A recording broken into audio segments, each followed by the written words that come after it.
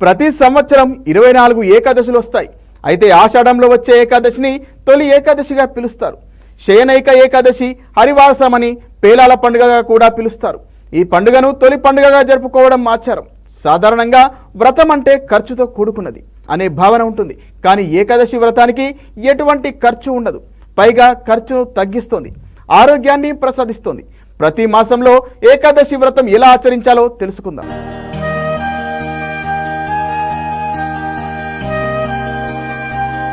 భారతీయ సాంప్రదాయంలో తొలి పండుగగా పిలువబడే తొలి ఏకాదశికి చాలా ప్రత్యేకతలున్నాయి.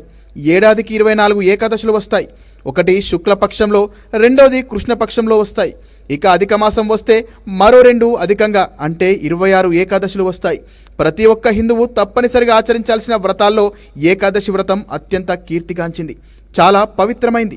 హిందూ పంచాంగం ప్రకారం ఆషాఢ మాసంలోని తొలి ఏకాదశి లేదా దేవశయని ఏకాదశి తిథి జూలై 16వ తేదీ మంగళవారం రాత్రి 8:33 ప్రారంభమై జూలై 17న తేదీ బుధవారం రాత్రి 9:02 ముగుస్తుంది. ఉదయతిథి ప్రకారం ఈ సంవత్సరం తొలి ఏకాదశి వ్రతాన్ని జూలై 17న జరుపుకుంటారు. ఈ రోజున ఏకాదశి వ్రతాన్ని ఆచరించి నియమ నిష్ఠలతో విష్ణువుతో పాటు లక్ష్మీదేవిని పూజిస్తారు. ఇలా చేయడం వల్ల శ్రీహరి అనుగ్రహంతో జీవితంలో సుఖ సంతోషాలు, సిరి సంపదలు కలుగుతాయి. ఆషాఢ శుద్ధ ఏకాదశిని తొలి ఏకాదశిగా పిలుస్తారు. దీనికే శయన ఏకాదశి అని, హరివాసరమని, పేలాల పండుగని పేరు. పురాణాలను అనుసరించి శ్రీ మహావిష్ణువు క్షీరసాగరంలో శేషతల్పం మీద శయనిస్తాడు. అలా 4 నెలల పాటు ఆయన పడుకొని అక్టోబర్ లేదా నవంబర్ నెలల్లో వచ్చే ప్రబోధిని ఏకాదశి నాడు తిరిగి మేల్కొంటాడు.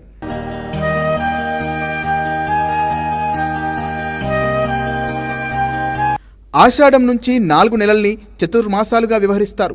అంటే ఆషాఢం, శ్రావణం, భాద్రపదం, కార్తీక మాసం.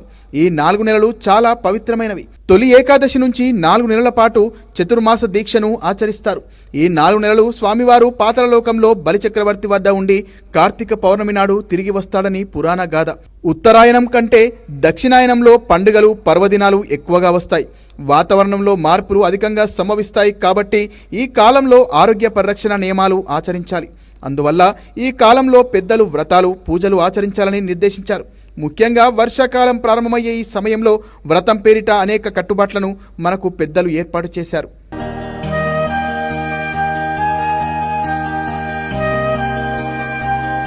ఏకాదశి నాడు ఎందుకు ఉపవాసం ఉండాలంటే, పూర్వం కృతయుగంలో మురాసురుడనే రాక్షసుడు బ్రహ్మవరంతో దేవతలను, ఋషులను హింసించడంతో శ్రీ మహావిష్ణువు అతనితో 1000 ఏళ్లు పోరాడి అలసిపోయి ఓ గుహలో విశ్రాంతి తీసుకుంటుండగా శ్రీహరి శరీరం నుంచి ఓ కన్య ఆవిర్భవించి రాక్షసుని అంతం చేసిందట. ఇందుకు సంతోషించిన శ్రీ మహావిష్ణువు ఆ కన్యను వరం కోరుకోమనగా తాను విష్ణుప్రియగా లోకం చేత పూజింపబడాలని కోరుకుందట. అప్పటి నుంచి ఆమె ఏకాదశి తిథిగా వ్యవహారంలోకి వచ్చింది. ఆనాటి నుంచి సాధువులు, భక్తజనులు ఏకాదశి వ్రతం ఆచరించి విష్ణు సాయుధ్యం పొందినట్లుగా పురాణాలు చెబుతున్నాయి.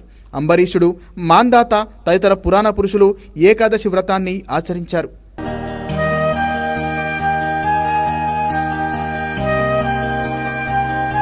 ఏకాదశి వ్రతం ఎలా చేయాలంటే, ఏకాదశికి ముందు రోజు అంటే దశమి రోజు రాత్రిపూట భోజనం చేయకూడదు. ఆరోగ్యపరంగా ఇబ్బందులు ఉన్నవారు, ఉద్యోగులు, శ్రామికులు, పిల్లలు, పెద్దలు తేలికపాటి అల్పాహారాన్ని, పండ్లు, పాలు తీసుకోవాలి. మరుసటి రోజు అంటే ఏకాదశి రోజు ప్రాతకాలం అంటే సూర్యోదయానికి పూర్వమే నిద్రలేచి కాలకృత్యాలు తీర్చుకొని స్నానం, దైవారాధన, దీపారాధన చేసుకొని తమ తమ కార్యక్రమాలు యథావిధిగా చేసుకోవాలి.